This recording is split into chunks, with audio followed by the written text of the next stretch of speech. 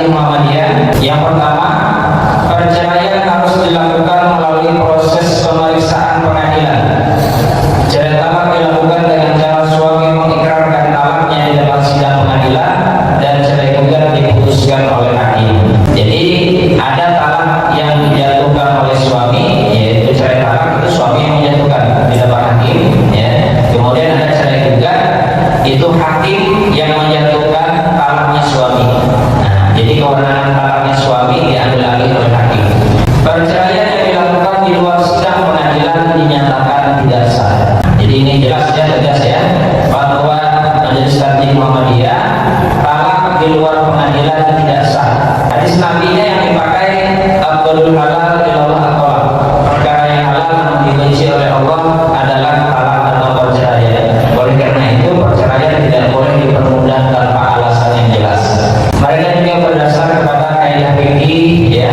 Kaidah fikih itu misalnya taghayyur al-ahkam bi taghayyur an-niyah, al-azman, al-amkinah wal adat. Perubahan hukum itu karena perubahan niat, karena perubahan tempat, karena perubahan waktu, karena adat. Nah, itu hukum berubah. Makanya hukum itu kan ada 5. Ada wajib, sunat, boleh, ya, mubah, ya, makruh dan haram. Jadi hukum itu 5.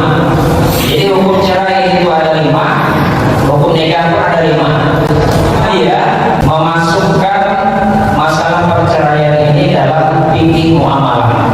Jadi ada fikih ibadah, ada fikih muamalah. Kalau fikih ibadah itu nggak bisa berarti, nggak bisa beristihad. Nah, seperti sholat nggak bisa beristihad. Tapi kalau fikih muamalah bisa beristihad. Nah, gitu ya. Jadi Muhammadiyah memasukkan dalam fikih muamalah, bukan fikih ibadah. Ada masalah ya. Jadi dianggap kemaslahatan lebih besar jika talak itu dijatuhkan hanya di pengadilan saja. Kenapa? Karena nanti kalau dijatuhkan di luar pengadilan tidak terbit akta cerainya, surat cerainya nggak ada. Ya, nggak ada surat cerai, ya. Nanti apa namanya, hak istri pasca perceraian tidak bisa diperoleh kalau tidak bercerai di pengadilan, ya. Dan lain sebagainya, ya. Kemudian satu zariah